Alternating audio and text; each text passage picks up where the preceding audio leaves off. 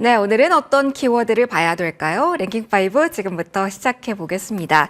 자, 오늘 두 분과 함께 할 겁니다. 헤르메스 하창한 본부장, 신한투자증권 황희연 PB팀장 인사 먼저 드릴게요. 두 분 어서 오십시오. 네, 안녕하세요. 안녕하세요. 자, 오늘도 할 얘기가 많습니다. 월요일장에서 국외 이슈가 아니라 국내 이슈만으로 이렇게 꽉꽉 채워진 적 오랜만인 것 같아요. 자, 1위부터 보도록 하겠습니다. 반도체 AI 이야기를 할 겁니다. 하이닉스, 삼성전자의 강한 흐름, 여기에다가 AI에 대한 모멘텀이 붙고 있는데 어떤 이슈를 봐야 될지, 지금 상황에서 조금 더 지속성을 볼 수 있을지 여기서부터 시작해 보도록 하겠습니다. 황 팀장님, 먼저 좀 질문을 드릴게요. 지난주 이제는 삼성전자 사도 된다 라는 이야기를 해주셨던 걸로 기억을 합니다. 많은 분들이 그게 궁금하실 것 같아요. 여러 요인들이 있는데 분위기 오늘도 더 이어진다? 이번 네. 주도 계속 봐도 된다? 어떻게 얘기하실까요? 이번 주 여전히입니다. 여전히고요. 일단 시장 전체 전반적으로 추세 강세장으로 좀 진입한 느낌이라서 느낌이라고 좀 말씀드리면 좀 너무 전문가스럽지는 않은데 중요하잖아요. 일단은 그 외국인들의 최근 수급이라던가 환율에 대한 부분, 그리고 현선물의 매수에 대한 부분들, 이런 부분들을 봤을 때 일단은 어느 특정 시점과 비슷하다라고 말씀드리기는 좀 어렵지만 일단은 강세장에 지금이 뭐 중반부인지 초입인지 뭐 새로운 정부에서 말하고 있는 5천까지 하면 이제 아직 2배나 남았잖아요. 네. 대략. 그렇기 때문에 거기까지인지는 뭐 그러면 초입일 수도 있는 거고요. 누군가는 3,200이 고점이다, 전고점이었던. 그렇게 하면 이제 사실 한 8분응선 정도까지 온 건데 그렇게 보기에는 사실 지금 시장이 약간 저는 뭐 일부 종목들이 좀 과일 양상으로 가는 건 있습니다만 여전히 밑에 있는 종목들이 많이 있거든요. 심지어 이제 말씀하셨던 삼성전자가 전혀 움직이지 않는 상태에서 이만큼 올라온 거예요. 그래서 계속 이제 우리가 경계해야 될 부분은 만약에 이제 본격적으로 삼성전자가 달린다면 네. 기존의 악재들을 다 해소하고 추가적인 뭔가 이제 호재가 나오면 지금 시장에서는 분명히 더 민감하게 반응할 거거든요. 악재보다는. 그렇게 되면 삼성전자만 올라가고 하이닉스도 아니고 삼성전자만 올라가고 지수는 종목들이 다 별로인 그런 장이 올 수는 있습니다. 그런데 지금 시장 상황이나 우리가 2017년도에 겪었던 그때라던가 지금이라던가 그때와는 확실히 우리나라 산업 구조라던가 우리나라가 훨씬 더 잘 글로벌리하게 잘하고 있는 기업들이 훨씬 더 많이 생겨났죠. 그렇기 때문에 그런 정도의 이제 우리가 이 부분 삼성전자를 일부 편입하면서 이제 해지를 할 필요는 있을 것 같고 그거 외에도 뭐 삼성전자 몰빵하는 그런 시장, 소위 말해서 그런 시장은 뭐 하루 이틀 정도 간혹 있을 수는 있긴 하겠습니다만 시장을 전반적으로 지배하기는 사실 좀 어렵다고 봐요. 근데 지금 우상향인 종목들을 주로 다 보면 여전히 갈 수 있는 종목들이 많이 있습니다. 뭐 대표적으로 지주사 같은 경우에도 제가 지난번에 지주사 물려봤자 PBR 1배 이하다라고 말씀드렸던 것 같은데 여전히 지주사 갈 길이 먼 것 같고요. 상법 개정안이 이렇게 빠른 시간으로 통과가 된다라고 하면 지주사라던가 자사주를 많이 갖고 있는 기업들 같은 경우에는 추가적인 모멘텀은 충분히 있을 거라고 봅니다. 지금 주가가 많이 올라와져 있어서 차트만 보면 어떻게 사라고 하실 수 있지만 여력이나 이런 전반적인 상황을 봤을 때 그리고 외국인들이 순매수해서 들어오는 걸 좀 수량들을 봤을 때는 저는 충분히 상승 가능하다 이렇게 생각하고 있습니다. 팀장님께서는 지주사 그리고 반도체 많이 보시네요. 저희 지주사에 대한 이야기도 잠시 후에 해보도록 하겠습니다. 반도체 이야기 조금 더 해볼게요. 하창한 본부장님의 의견도 궁금합니다. 앞서 황 팀장님께서는 호재에 더 강하게 지금 시장이 반도체 쪽에서 반응하는 시장이라는 점도 언급을 해주셨는데 어떻습니까, 본부장님? 악재가 외부적으로는 있잖아요. 미중 협상도 진행 중이기도 하고 워낙 높이 점프업을 했던지라 어떤 것도 지금 걸림돌, 빌미가 될 수 있는 시장이긴 한데 이런 국외 변수를 주목을 해야 됩니까? 아니면 지금 여기에 포커스를 두고 계속 끌고 가도 괜찮은 건지 의견 듣고 싶습니다. 네, 일단은 뭐 국외에 대한 이슈는 당연히 중요합니다. 네, 당연히 중요해서 좀 체크를 해보셔야 될 것 같고요. 왜냐면은 해외 수급이 우리나라만 계속 들어온다라고 보장을 할 수가 없어요. 그렇게 친다라고 한다면 작년에 우리나라 밸류업으로 한참 갈 때 또 대외 변수에 영향을 안 받고 안 빠졌어야죠. 그건 아니라고 좀 보시면 될 것 같고요. 우리나라보다 훨씬 더 큰 시장들이 흔들리면은 당연히 투심은 안 흔들릴 수가 없습니다. 예를 들어서 미국장이 지금부터 한 10% 또 빠진다.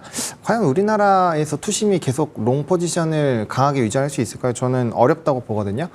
그리고 이제 상법 개정이나 이런 내용들은 2600대부터 반영이 되고 있는 상황입니다. 전혀 반영이 안 됐으면 모를까 반영이 어느 정도 되어 있기 때문에 대외 변수를 무시하기는 좀 매우 어렵다라고 생각을 하고 있고요. 대신에 이제 대외 변수가 발생을 하더라도 조금 덜 빠지는 역할은 하겠죠. 왜냐면 아직 제대로 오픈은 안 됐으니까요. 그래서 뭐 아웃퍼폼은 하겠지만 그렇다고 영향에서 아주 자유롭다라고 보기는 어렵습니다. 그리고 반도체 같은 경우는 일단 수급적인 부분이 많이 집중이 되고 있는 상황이죠. 금일 같은 경우도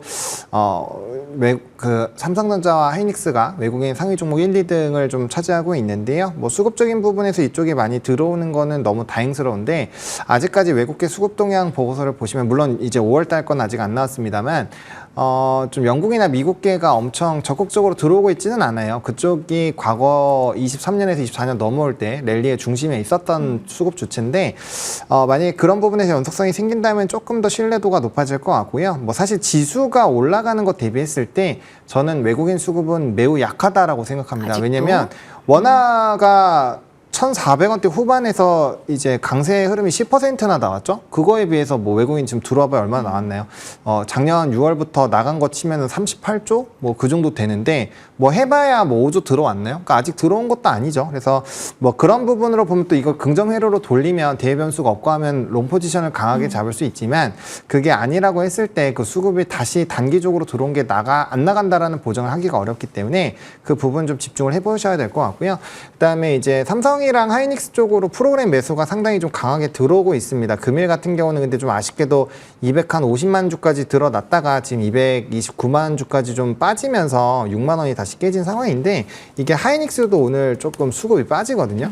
왜냐하면 최근에 계속 보시면 프로그램 매수가 계속 들어오고 있었던 상황인데 이게 좀 빠지고 있어서 만약에 이러한 상황이 생긴다고 하면은 요거는 이제 대변수 좀 눈치를 보겠다는 얘기거든요. 그러니까 결과적으로는 6일에 있는 오늘 있는 밤에 있는 거죠. 영국에서 이제 미국과 중국에 대한 관세 이 고위급 회담을 보겠다는 얘기이기 때문에 그런 것들을 좀 체크를 해야 될 시기가 왔다. 이 얘기인 즉슨 대변수에서 자유로웠던 시기가 많이 없어지고 있다고 보시면 될 것 같고요. 또 운이 좋게도 미국장이 연달아 계속 올랐어요. 그래서 그런 부분들도 있어서 어쨌든 그 부분을 감안하시고 시장을 좀 바라보셔야 되지 않을까 생각합니다.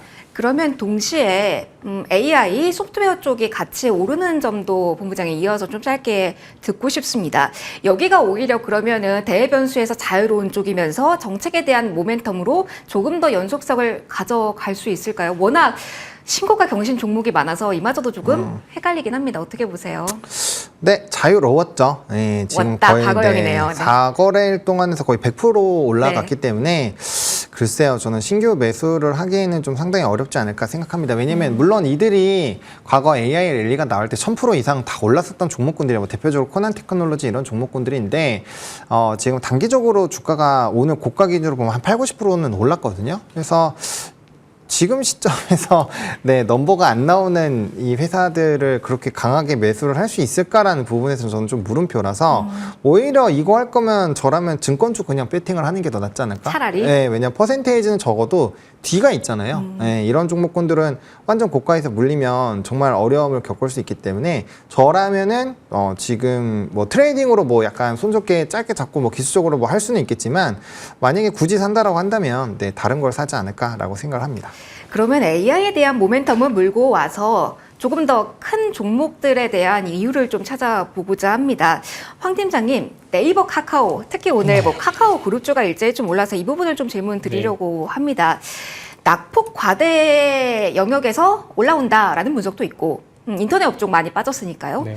AI에 대한 모멘텀으로 이제 갈 거다라는 이야기도 있더라고요. 네. 대형주 비지의 시세고 AI가 가는 거라면 카카오 쪽 다른 시선으로 볼지 않을까 기대 오늘부터 좀 가져도 네. 될까요? 어떻게 보세요? 저는 오늘 15% 정도 올랐고 네, 오늘 정말 많이 올라요. 카카오페이 같은 경우에는 상한가를 네. 갔고요. 그룹주들이 전반적으로 좋은 모습입니다. 네. 한 2022년부터인가요? 한 3년 넘게 고생하셨을 건데 이제는 조금 기대를 해보셔도 저는 될 거라고 생각합니다.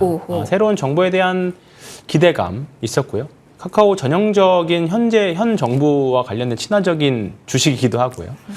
그리고 이제 AI의 이제 온 국민의 AI화가 이제 각 공약집을 보면 나오고 있거든요. 그래서 지금 카카오뿐만 아니라 다른 기업들, 소기업, 작은 기업들도 AI 관련 기업들도 시세가 크게 나오는 국면인데요. 결국은 전 국민이 가장 쉽게 접근할 수 있는 플랫폼을 가지고 있는 기업이 오랫동안 고생했지만 네. 이제는 결실을 좀 맺을 때, 결실을 기대해 볼 만한 때는 이제 된 것 같습니다. 그런 부분에 대한 배팅이 많이 들어오고 있는 것 같고요. 이 정도 가격과 이 정도 모멘텀이면 외국 그동안 만약에 공매도를 해놨던 수급 주체라면 분명히 대사는 이유가 되기도 하고 반대로 순매수 포지션으로 전환을 할 수 있는 시기도 될 것 같습니다. 일단은 2분기 실적이 굉장히 중요하긴 하겠습니다만 카카오페이 같은 경우에는 의미 있는 결과들이 해외에서 나오기 시작했습니다. 우리가 해외여행 가서 특히나 중화권 여행을 가시면 카카오페이로 결제할 수 있는 나라를 굉장히 좀 많이 보실 수 있을 겁니다. 그런 부분에 대한 결과가 이제 좀 카카오페이에는 분명히 나타나죠. 그러니까 국내에만 한정돼 있던 결제 수단이 해외에서도 쓸 수 있다라는 거는 이게 좀 약간 멀티플의 확장을 의미하는 겁니다. 이제 그런 부분들 포함해서 카카오가 사실 그동안 이제 쪼개기 상장에 어떻게 보면 가장 지탄을 많이 받아왔던 기업이 있잖아요. 근데 이 부분들에 대한 어떻게 보면 시장이 업황이 좋아지면 똘똘한 자회사가 있는 지금 두산이나 하나 같은 그런 류로 또 평가를 받을 수 있는 시기는 저는 올 수 있다라고 봅니다. 그래서 사실 저도 방송에서 카카오에 대해서 계속 안 좋다라기보다는 뭐 상황이 그랬으니까 추세가 안 좋으니까 말씀을 드렸지만 이제는 내러티브는 많이 완성이 된 것 같고 2분기 실적까지 한번 기대해보고 추세는 이제 완전히 되돌린 것 같거든요. 그러면 2분기 실적 발표할 때까지는 한번 플레이를 해볼 수 있는 이제 구간에는 이제 들어온 것 같습니다. 카카오 2분기 실적까지 좀 메모를 해놓고 추이 좀 지켜봐야겠네요. 변화는 항상 있으니까요. 그 흐름들 같이 체크하시는 게 중요하겠죠. 자, 여기도 보겠습니다. 변화의 조짐에서 계속해서 모멘텀을 타고 있는 쪽이 원전과 신재생입니다. 해외 모멘텀도 있습니다. 그리고 신재생과 같은 경우는 국내 모멘텀도 가지고 있죠. 원전 먼저 이야기를 해볼 텐데요. 하차한 본부장님, 원전은 사실 모르겠습니다. 국내 모멘텀만 본다면 위험성에 대한 이야기를 현 정부가 하고는 있어서 이걸 리스크 요인으로 봐야 될지, 다만 또 AI에 대한 이 모멘텀이 계속 나오고 있기도 하고 해외가 있으니까 이상 무인지 궁금합니다. 원전 괜찮은지, 그리고 해체 이야기 나왔잖아요. 해체 쪽에 이제 시장이 크다. 이쪽으로 포커스를 좀 더 맞추는 전략도 괜찮을지 같이 좀 답변해 주시면 좋을 것 같습니다. 네, 일단은 뭐 원전은 좋죠. 네, 좋아요. 좋은데 아까 말씀해주신 국내 그 정책에 자유롭진 못할 겁니다. 네, 이전에도 그걸로 주가가 빠졌었던 전례가 있기 때문에 자유롭지는 못할 텐데 이 전 세계적인 기류를 과연 국내 정책으로 막을까라는 생각도 있어서 요거는 뭐 좀 뚜껑을 열어봐야 될 것 같고요. 제가 이제 이 시간에서 원전은 참 여러 번 말씀을 드렸던 것 같은데 해외 기업을 그냥 믹스를 하면 됩니다. 네, 뭐 지버너바라든지 뭐 컨셀레이션 에너지, 뉴스케일 파워 이런 거 한두 개만 같이 껴두시면은 상관이 전혀 없어요. 그래서 만약에 그거 걱정되시는 분들이라면 그거 좀 껴 놓으시면 될 것 같고, 저는 이제 원전에서 항상 두 가지 종목만 보라고 말씀을 드려왔거든요. 뭐 대표적으로 두산 에너빌리티 그리고 BHI 딱 두 개만 보자고 말씀을 드렸는데 최근에는 이제 BHI가 조금은 물량 부담이 있는 것 같아요. 그래서 좀 못 움직이고 있는데 그래도 두산 에너빌리티 계속 올라가고 있는 상황이고요. 뭐 종목 많이 늘릴 필요 없을 것 같습니다. 해체 뭐 당연히 움직이겠죠. 네. 네, 늘어나면 당연히 해체나 이런 뭐 이제 뭐 문제가 생길 수 있으니까 이전에도 그랬었고 해서 그 관련된 주에 대한 순환매를 노려보시는 것도 좋은 선택은 될 텐데 근데 이제 아마 건설 쪽이 오히려 이제 낫다? 짓는 쪽이 아무래도 좀 이슈가 될 수밖에 없고, 저라면 그 해체 쪽보다는 SMR과 연결이 되어 있는 그러니까 소형 원자로와 연관이 되어 있는 쪽을 조금 더 집중해서 보시는 게 낫지 않을까라고 보고 있고요. 그게 아니라고 한다면 뭐 건설주정도 이제 같이 좀 끼워볼 수 있겠죠. 뭐 대표적으로 현대건설이나 뭐 DLENC나 이런 뭐 팀코리아에도 들어가고, 그다음에 이제 뭐 원전 한 16개 종목 한번 묶었잖아요. 그거 관련돼서도 좀 이슈가 있는 쪽으로 보시는 게 맞지 않을까 생각을 합니다. 그래서 일단 원전은 제가 봤을 때 원전뿐만 아니에요. 이 태양광과 풍력도 마찬가지입니다. 그래서 에너지원과 관련되어 있는 쪽 쪽은 당연히 주목을 하셔야 되고요. 제가 그래서 이거는 이전에도 HD 현대 일렉트릭 지금 좀 다시 많이 올라왔는데 제가 30만 원대 초반에 아마 얘기 또 드렸을 맞아요. 거예요. 네네. 요거 뭐가 먼저 갈지 고르기 어려우면은 그냥 초과 변압기 고르시면 된다. 제가 공통분모로 말씀을 드렸는데 주가는 아마 많이 올랐을 거고요.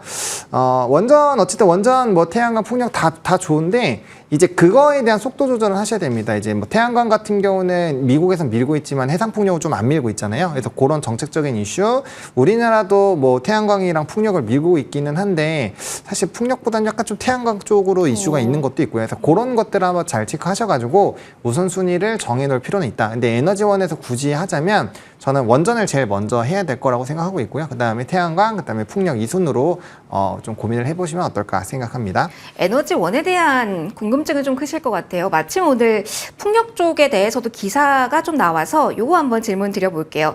황 팀장님, 신재생으로 딱 놓고 봤을 때 해상풍력 특별법 법력 제정에 본격적으로 착수했다 이런 이슈가 있더라고요. 그래서 그런지 오늘 풍력주 가운데서 움직이는 종목군이 상당히 많습니다. SK 이터닉스, 대명에너지 등이 움직임이 나오는데 계속된 이런 정책 드라이브로 풍력이 낮은 위치에서 움직임이 나오거든요. 메리트가 이쪽에 있는지 아니면 살짝 고개를 틀어서 다른 쪽을 봐야 되는지 조언 부탁드릴게요. 지금 신재생 쪽은 딱 중립 의견 보시는 게 맞을 것 같아요. 딱 중간에? 네. 그러니까 시장이 좀 결국은 계속 말씀드리지만 신재생 특히 풍력은 우리나라 가지고는 안 됩니다. 안 돼요? 네, 우리나라 정책 이슈 아무리 드라이브 건다고 하더라도 워낙에 그 파이가 전 세계적으로 작고요. 그렇다고 만약에 우리나라 이슈로 올라간다고 하면 사실 그 밸류에이션에 대한 그 사이즈가 사실 제한적일 수밖에 없어요. 결국은 글로벌 확장이 돼야 되는데 오늘 보면 CS 윈드 같은 종목 사실 움직이지 않죠. 네, 그렇기 때문에 뭐 말씀하셨던 이슈로 인해서 몇몇 종목들이 움직일 수는 있습니다만 그게 엄청난 투자 아이디어가 돼서 투자의 상방이 열려서 정말 이제는 뭐 크게 기대를 해볼 수 있는 구간이다라고 보기에는 아직은 글로벌리하게 풍력 에너지가 아직은 조금 소외되어 있는 것은 사실입니다. 그렇기 때문에 지금은 신재생 에너지 쪽에서는 태양광 정도만 보시면 되는데 태양광도 결국 또 이슈가 있고 네. 신재생 에너지가 또 국내 수급 이슈로 된다라고 하면 지금 삼성전자부터 시작한 대형주들 그 다음에 뭐 지주사들, 그다음에 오늘은 좀 쉬고 있지만 뭐 조선, 뭐 여러 가지 다른 지금 확장이 가능한 sek터들이 굉장히 좀 많이 있기 때문에 아직까지 신재생에 있어서는 보유하고 계신 분들은 보유해 보셔도 저는 될 거라고 봅니다만 굳이 여기서 더 큰 업사이드가 많이 있을까 현재로서는 사실 좀 예상하기 좀 어려울 것 같습니다. 어렵다라는 이야기를 해주셨습니다. 그러면은 조금 더 이 시장에 좀 맞는 키워드를 찾아볼까요? 여기가 기회가 있을지 이 부분 가장 궁금하실 것 같습니다. 상법 개정안이 12일 본회의 처리 추진한다. 거대 여당 드라이브에 시장도 속도를 내고 있습니다. 가장 중요한 것은 아직도 기회가 있을까 이 부분이겠죠. 팀장님과 연결해서 좀 가도록 하겠습니다. 앞서 반도체 할 때도 긍정적인 시선 주셨고요. 그러면서 밸류업 또한 이쪽 괜찮은데 라는 신호를 주셨습니다. 그래서 오늘 자리를 좀 점검을 드리면서 지주사와 증권의 포커스를 맞출지 후발주사도 괜찮은 건지 오늘 좀 지난주와 달라진 부분 없는지 궁금합니다. 포인트 어디에 둬야 될까요? 저는 지주사 후발주자도 지금은 괜찮다 생각합니다. 일단은 대형 지주사들이 워낙에 좀 많이 간 것 같습니다. 네. 많이 갔고 선제적으로 정부 정책에 대한 기대감도 좀 있는 것 같고 상법 개정안에 대한 기대감 여러 가지 그리고 사실 기관들이 지주사를 많이 담아놓지 못한 것도 있었거든요. 그동안. 근데 그러면서 이제 정부가 교체되면서 부랴부랴 담은 흔적들이 사실 좀 종목들마다 좀 보이죠. 네. 그렇게 되면 일정 부분 기관들이 이제 포트를 채우고 나면 수급이 일정 부분 좀 끊길 수는 있어요. 그러면 이때 이제 종목마다 좀 다른 흐름들이 나올 수 있을 건데 그러면 덜 오른 지주사 쪽으로 좀 더 채울 수 있을 거라고 봅니다. 그게 사실 지금 중소 지주사들이거든요. 네. 무슨 홀딩스로 되어 있는 종목들 시장에서 찾아보면 한 4, 50개 되는 것 같아요. 많더라고요. 네, 굉장히 생각보다. 많이 있습니다. 네. 사실 그동안 홀딩스라고 하면 우리가 특히나 한국 시장에서는 지주사들은 특히나 평균적으로 한 30% 정도 할인해서 가격을 받거든요. 그러니까 그 자회사가 가진 시총이 합쳐서 1조라고 하면 정작 지주사는 한 7조 7천억 정도 평가받는 게 사실 최근 몇 년간의 일이었습니다. 근데 이제 이런 부분들이 이제 상법 개정안 이런 부분들을 통해서 충분히 이제 좀 정상화되어 가고 있는 그런 상황이다라고 보면 지금 중소 지주사들 중에서도 똘똘한 자회사 가지고 있는 네. 지주사들은 충분히 지금 해볼 만한 종목들이 많이 있다라고 봅니다. 뭐 나이스라던가 콜마홀딩스라던가 뭐 종목들을 보면 천천히 우상향하고 있는 종목들이 많이 있어요. 이제 수급의 효과가 조금 더 이제 아래로 좀 더 내려올 수 있을 거라고 봐서 말씀드렸던 것처럼 물려봤자 PBR 1배 이하입니다. 그리고 과거처럼 한번 물렸다가 몇 년 고생할 거야가 아니라 이번 정부에서 특히나 이제 상법 개정을 강하게 밀어붙이고 있다라고 하면 저는 물려도 괜찮을 것 같다. 그리고 괜찮다. 바텀이 좀 있죠. 왜냐하면 배당도 많이 줄 거고 자사주 매입에 대한 이슈들도 분명히 있을 겁니다. 그렇기 때문에 그렇게 어려운 투자가 아닐 거라고 봅니다. 그래서 지주사가 지금 이렇게 많이 올랐는데 어떻게 사냐라고 말씀드렸지만 뭐 지난주에도 지주사가 비슷한 의견이었고 그렇기 때문에 뭐 하루하루 보다 보면 특히나 이번 주 옵션 만기일이 선물 옵션 만기일이 있잖아요. 동시 만기가 있습니다. 그 전후로 해서 혹시나 종목에 대한 누름이 좀 있다라고 하면 그때 한번 고려를 해보시는 것도 구체적인 딱 날짜로 찍으면 한 금요일 정도? 금요일 정도? 네, 만약에 지금 오늘 패턴이 계속 외국인들은 잠깐 파생 이야기를 좀 하면 외국인들이 이번 주 내내 상방으로 보고 있습니다. 상방으로 보고 있는데 만약에 튼다면 수요일 정도 틀 거예요. 차익 실현이 나온다라고 하면 수요일이나 목요일 날 차익 실현이 나온다라고 하면 매수 기회는 한 금요일이나 목요일 오후장 정도가 되지 않을까. 일단은 시나리오는 그렇게 보고 있습니다. 알겠습니다. 네. 팀장님 또 저희 랭킹5랑 금요일 함께 네. 그때 목요일 한번 날. 목요일인가요? 그날 네네. 힌트 주시면 되겠습니다. 한 번 더 제가 메모를 해놓을게요. 그럼 이게 가장 궁금하실 것 같으니까 하창한 본부장님의 의견도 들어보겠습니다. 이 상법 개정안 기대감을 안고 오르는 종목군들 중에 앞서 똘똘한 지주사 황 팀장님께서 말씀해 주셨는데 본부장님은 어디를 보시는지 또 궁금하고요. 사실 여러 고민도 됩니다. 이게 사실은 기대감의 영역에서 이렇게 오르는 건지 자사주 소각을 실제로 안 하기 위해서 지금 담보로 사채 교환사채 받고 있는 기업들도 좀 많아서 어떻게 활용하면 될지 이걸 테마성으로 볼지 아니면 전반적인 전환기로 보면서 길게 투자해도 괜찮은 건지 궁금하거든요. 어디를 보면 지금 괜찮을까요? 그러니까 자사주 소각이 좀 화두에 올라올 수 있으니까요. 네. 네, 자사주를 많이 갖고 있는 기업을 해야 되겠죠. 비중을 보면 될까요? 네, 뭐 대표적으로 LS 같은 경우가 자사주 많이 갖고 있는 지주사거든요. 그래서 그런 종목군들이 이제 소각을 하게끔 만들겠죠. 네, 그래서 그런 부분을 좀 보셔야 될 것 같고, 저는 또 자회사들이 성장을 크게 하고 있는 이것도 LS로 표현드리면 편할 것 같아요. HD 현대, LS 일렉트릭 그리고 LS 전선. 모두 다 아까 얘기했었던 그런 원전이라든지 에너지원이 확대가 될 때 플러스 알파 요인이 좀 크게 되는 쪽들이잖아요. 그러니까 이제 자회사에 대한 플러스 알파 요인이 큰 그런 기업들이죠. 모든 지주사가 그런 건 아니거든요. 그래서 이런 자사주를 많이 갖고 있고 또 소각을 했을 때 그 물량이 많으면 당연히 유리한 거고 또 자회사들의 성장이 좀 잘 나오고 있는 그런 회사들을 꼽다 보면 몇 개 안 나와요. 네, 그래서 그렇게 좀 보시면은 뭐 그들은 좀 저도 물려도 해볼 만하다라는 생각이 드는데 그냥 막 아무거나 지주사라고 다 들어가는 건 저는 솔직히 별로 늦었다고 생각합니다. 뭐 이미 들어갈 수 있는 기회는 충분히 많았고 네. 이 지주사가 올라간 게 하루 이틀 올라간 게 아니잖아요. 거의 한 2, 3주 정도 올라갔는데 뭐 많이 올라간 종목은 두세 달 올라갔거든요. 그러니까 충분히 타려고 했으면 탈 수 있었는데 지금까지도 못 탔다라면 저는 못 타는 게 맞아요. 그러면은 남은 틈바구니를 찾아본다면 오늘 여기는 뭐 자회사, 지주사 이게 약간 모호하긴 하지만 현대모비스가 강하게 올라오면서 현대차 그룹주에 대한 관심도 높잖아요. 이전 밸류업 때 가장 높이 올라갔던 종목 중에 하나가 이거니까요. 여기 남아있는 기회로 볼 수 있을까 고민도 많이 하실 것 같은데 어떠세요? 네, 뭐 표정이. 현대차는 뭐 글쎄요, 잘 모르겠습니다. 왜냐면은 여기는 뭐 승계라든지 뭐 이런 이슈가 있을 수도 있으니까요. 네, 그래서 다른 것보다는 좀 덜 움직이지 않을까라고 보고 있고요. 만약에 현대모비스, 글로비스 고민하신다면 단연 모비스로 사셔야 됩니다. 네, 요것만 정리드리면 될 것 같아요. 가면은 모비스를 사시면 됩니다. 네. 알겠습니다.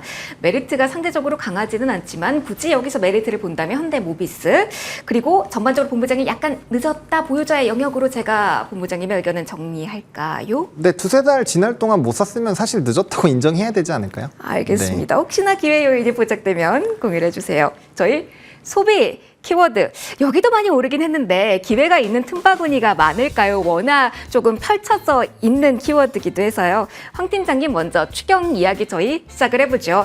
소비 키워드로 저희가 많이 잡고는 있지만 항상 보는 쪽은 많이 달랐던 것 같습니다. 화장품, 미용기기 쪽 이야기 많이 했고 엔터 쪽 이야기를 많이 하긴 했는데 매수의 포인트를 좀 더 맞춰볼게요. 지금 시장 허니문 랠리라고 하잖아요. 네. 추경이란 키워드로 오를 수 있는 소비의 상단. 일단 아직 열려 있는지 네. 더 여쭤볼게요. 저는 아직 많이 열려있다 생각합니다. 네. 특히나 한국 소비주들은 그러니까 우리 소비를 바라볼 때 국내 소비는 사실 한계가 있습니다. 아무리 추경을 한다고 하더라도 우리나라 인구 구조, 단기적인 인구 구조상, 뭐 장기적으로도 보시는 분들도 있겠지만 인구 구조상 그리고 현재 우리나라 지금 경제 아직까지 구조상으로는 아직 오른다고 하더라도 기대감으로 오는 부분들이 많아요. 지금 역사적 신고가나 52주 신고가 가는 종목들 중에 소비주들 중에서 이런 종목들을 보면 결국은 다 글로벌 확장에 적극적이고 그다음에 외국에서는 잘 못하는 것들만 하는 기업입니다. 이 컨셉이 영원할 거라고 저는 봐요. 왜냐하면 결국은 우리나라 국내에서 국외로 가는 아까 잠깐 카카오페이도 말씀드렸던 게 같은 컨셉이거든요. 국내에서 하다가 국외에서 잘하니까 이제 밸류션 멀티플을 크게 주는 것들이고 우리나라 방산도 마찬가지고요. 우리나라 화장품이 이 기간을 굉장히 오랫동안 가져가고 있는 겁니다. 특히나 소비 같은 경우에는 단발로 딱 한 번 수출하고 마는 게 아니라 그 나라의 문화로 침투하는 데 성공한다면 굉장히 오랫동안 그 나라에 침투하는 거거든요. 일본에 한때 우리나라 캐릭터들이 우리나라 들어왔을 때 20년, 30년간 우리나라 만화 캐릭터가 지배했는데 2010년 넘어가면서부터 우리나라에도 엄청난 캐릭터들이 나오기 시작했죠. 그 대표적인 게 우리나라 쌈지엔터의 티니핑 같은 경우가 그런 거고요. 지금 불닭볶음면의 삼양식품이 그런 거라고 봅니다. 화장품도 마찬가지예요. 파마리서치, 그다음에 VT, 그다음에 뭐 APR 이런 기업들이 하는 사업 그 확장들을 보면 단발적으로 많이 올랐으니까 이제 그만 오르겠네라고 보기에는 아직도 열려 있는 공간들이 사실 좀 많다라고 봅니다. 그렇기 때문에 뭐 추경으로 인해서 소비 접근하는 거 좋습니다. 그러면 뭐 현대백화점, 이마트 이렇게 접근하실 수 있는데 어차피 한정된 자원을 가지고 소비주 투자를 한다라고 하면 글로벌 확장에 더 적극적인 진심인 기업들을 성공한 기업들을 접근하시는 게 낫지 않을까 싶습니다. 그러니까 사실 지금 과거에 이마트가 상해에도 있었고 네, 맞아요. 글로벌 진출하려고 했었지만 시기적으로 안 맞아가지고 좀 후퇴를 했죠. 근데 만약에 지금 우리나라 유통기업들이 중국에 진출해서 살아남거나 아니면 뭐 서양, 미국이나 유럽에 진출해서 살아남았다면 지금 엄청난 멀티플을 받을 수 있었을 건데 사실 뭐 시대적으로 선택받지 못한 경우가 있는 거죠. 근데 결국은 주식의 대시세를 나는 것들은 시대의 요구라고 보거든요. 그렇죠. 네, 그런 종목들만 골라서 매매하시면 됩니다. 네. 인생도 뭐 매매도 타이밍이니까 그 네. 포인트 한 번 더 언급을 좀 해주셨습니다. 그러면은 소비 안에서 조금 테마성으로 움직이는 것 같은 섹터 하나 그리고 좀 넓게 하나 보면서 좀 이 키워드 마무리를 할게요. 일단 지역화폐 이야기를 해보고 싶은데 하창한 본부장님 탄력성이 워낙 좋습니다. 신호가 애플페이에 대한 이야기와 함께 더욱더 지난주부터 고무되어 왔는데 많은 분들이 테마로 봐야 되는 건지 아니면 이게 정책도 드라이브를 받은 거고 추경과 가장 강한 연결고리이기도 하잖아요. 연속성이 있을지 궁금하실 것 같아요. 어느 쪽으로 보시고 계실까요? 뭐 지역 화폐는 일단 뭐 진행이 될 확률이 높죠. 지금 뭐 네, 지금 분위기가. 네. 전국적으로 뭐 확대한다는 얘기도 나오고 있어서 일단 그런 관점이라면 추가적으로 봐야 되지 않을까 싶긴 한데 다들 아시는 것처럼 이쪽 산업군이 좀 테마적인 움직임이 너무 강해요. 그러니까 급등했다가 뭐 하루 이틀 지나서 다시 되돌림이 나왔다가 막 이래가지고 트레이딩 성격을 포함시키지 않을 수 없다라고 말씀을 드리고 싶습니다. 일단 뭐 갤럭시와 머니트리가 상한가에 들어가 있는 상황에서 아직 물량이 조금 뭐 애매하긴 하지만 어쨌든 잠겨 있긴 하니까 이거 안 풀리고 한다면은 뭐 더 볼 수 있을 것 같고 그게 아니라고 한다면 트레이딩적으로 일단 수익 실현 하신 다음에 다시 이 얘기는 언제든지 제가 봤을 땐 다시 얘기 나올 것 같아서 그럴 때마다 이제 그러면 지역 화폐면 이런 거 해야지라고 해서 수급 쏠리는 대로 매매를 하시면 되지 않을까 싶습니다. 뭐 반복적으로 자주 등장할 거라고 생각하고 있습니다. 계속 네. 그래도 리스트업은 필요하다라는 이야기였고요. 그러면 조금 더 멀리 볼 수 있는 쪽에 대한 이야기 해볼게요. 하창한 본부장님께서 오늘 소비 키워드에서 원픽 가져오셨더라고요. 마침 저희가 엔터에 대한 이야기를 하려고 해서 여기서 같이 질문을 드리겠습니다. 이 종목 선택하신 이유, 이 업황에 대해서 어떤 포인트가 키포인트인지 지금부터 원픽 들려주시죠. 네, 일단 저는 디어유를 선택을 했는데요. 네네. 이전에 아마 다른 종목군들을 좀 같이 설명을 드렸던 것 같아요. 그러니까 중국 관련된 키워드가 생기면 뭐 저는 항상 똑같이 얘기하니까요. SM과 디어유를 봐야 된다고 생각을 하고 있고요. 그다음에 지금 후발로는 YG엔터랑 YG 플러스 괜찮다고 생각을 하는데 다들 뭐 워낙 산업 쪽으로 넘버가 찍히고 특히나 이제 SM이랑 이쪽 디어유 같은 경우는 텐센트 뮤직이랑 뭐 지분도 이제 인수하고 그다음에 같이 협업을 해서 플랫폼에 들어가고 이제 그런 내용들이 있어서 중국과의 관계 개선 기대감이 워낙 높은 상황이죠. 뭐 어떻게 보면 아티스트들도 좀 공연을 하고 있는 상황이고 아직 드라마 같은 경우는 23년 이후로 좀 움직임이 없습니다만 요번에 넷플릭스의 이제 출연료 상한제에 따라서 만약에 구작이 좀 열리는 그런 상황으로 된다면 뭐 그 컨텐츠주도 엄청 움직이겠죠. 그래서 그런 내용들이 좀 복합적으로 볼 수 있지 않을까라고 보고 있고요. 또 팬덤 관련된 부분에서 구독 경제를 하는 쪽이기 때문에 플랫폼이 덩어리가 커지면 커질수록 광고부터 시작해서 붙일 게 너무 많아요. 그리고 신규 아티스트 입점도 있고요. 그래서 그런 부분으로 본다고 한다면 충분히 좀 강할 수 있을 거라고 보여지고요. 또 디어유가 이전에 SM CNC나 뭐 SM 디자인 라이프 이쪽이 인수 관련된 부분에서 주가가 급등했을 때 한번 같이 움직이고 나서부터 2년 동안 완전 주가가 못 움직였거든요. 그때가 23년 2월인데 그때 이후로 주가가 다른 엔터들 막 다 한 번씩 고가 갱신하고 엄청난 슈팅이 나올 때 한 번도 못 갔거든요. 근데 이번에 그걸 뚫었어요. 그래서 제가 봤을 땐 상방이 조금 더 크게 열릴 수 있지 않을까라고 보고 있고요. 뭐 증권가에서도 리포트가 상당히 좀 긍정적으로 나오고 있어서 저는 고가 랠리가 유지될 확률이 좀 높지 않을까라고 개인적으로 생각을 하고 있습니다. 디어유 픽 해주셨습니다. 저희 이제 마지막 키워드로 넘어가도록 할게요. 그동안 가장 강하게 올라왔던 쪽에서 이제는 경고등이 켜진 걸까 여쭤보도록 하겠습니다. 황 팀장님, 아직도 괜찮은 건지 아니면 오늘 주가 상승 여력이 좀 부족하다라고 한 종목에 대해서 리포트가 나왔더라고요. 워낙 고점 부근이었고 수직 상승 각도가 가팔랐잖아요. 하지만 여러 번 내려갔다 올라온 패턴이 있어서 궁금합니다. 변곡점으로 보고 조금 준비를 해야 될까요? 조선방산 저점에서 살짝 올라오긴 했는데 지금 자리는 어떻게 봐야 될까요? 지금 좀 애매한 위치는 맞습니다. 애매해요, 맞아요. 네, 애매합니다. 보유자분들은 애매하다라는 거는 제가 말씀드린 애매하다는 거는 보유자분들은 보유할 만하고 네. 신규 매수는 조금 더 안정되면 해도 된다. 약간 그런 의미거든요. 아직 저는 목표가는 사실 좀 더 높습니다. 근데 다만 지금 이제 이렇게 꺾이면 얼마까지 밀려 내려갔다가 올라올까에 대한 고민을 해야 되는 거기 때문에 단기적으로 추세가 턴하는 위치를 좀 찾아봐기는 해야 될 것 같아요. 그런데 뭐 난 분할 매수 하시겠다라고 하면 저는 괜찮을 것 같아요. 그래서 사실 단순하게 기업 가치로만 평가할 수 있는 부분은 아닌 것 같고요. 네. 하반기에 또 어떤 뭐 조선사 하나가 큰 수주 하나 나오고 본격적으로 이제 우리나라 새로운 대통령이 미국과 협상을 하면서 새로운 LNG선 발주가 나온다고 하면 좀 얘기는 많이 달라질 수 있을 거라고 봅니다. 근데 조선주도 이제 좀 차별적으로 봐야 되는 게 상반기에 하나오션이 군함 이슈로만 쭉 올라갔잖아요. 네. 삼성중공업 같은 경우는 군함 이슈가 전혀 없이 상대적으로 적었고 반대로 하반기에는 LNG 이슈로만 삼성중공업이 또 올라갈 수 있는 그런 위치는 되었습니다. 그렇기 때문에 지금 조선주 전체를 놓고 엑시트를 하기는 좀 그렇고요. 종목별로 조금 어느 쪽에 강점이 있는 회사인지 찾아보시면서 해야 되는데 조선주 전반적인 ETF 투자하신다면 조선주 여전히 보유하시는 게 맞을 것 같습니다. 알겠습니다. 조선방산 궁금하실 텐데 짚어드렸고요. 그러면서 오늘 좀 장중 변화 있는 쪽 하나만 더 체크하겠습니다. 코스닥이 1%까지 상승 곡선을 키웠죠. 자, 오늘 2차 전지가 그래도 오후장 들어 좀 올라옵니다. 그래서 변화 요인들 한번 이야기 들어보고자 하는데요. 하창은 본부장님, LNF가 오늘 직격탄을 맞고 장 초반 13%까지 떨어지다가 지금 일단은 윗꼬리가 달린 9% 여전히 부담이긴 합니다만 지금 그래도 더 떨어지지 않는다는 점에 위안을 가질 수 있을지, 새로운 악재가 아닌데 악재에 떨어지는 2차 전지, 여기에 대한 코멘트도 하나 부탁드릴게요. 아마 미주어에서 나왔었던 걸로 제가 기억을 하는데요. 네. 뭐 산업이 돌아서지 못하면 그만큼 투심이 안 좋다는 얘기잖아요. 바닥권에서 움직이는 것도 그렇고, 그 다음에 사실 거의 대부분의 산업군들이 올라가고 있는 상황인데, 지수 올라간 거 보세요. 같은 기간으로 보시면 2차전지 오히려 더 빠졌거든요.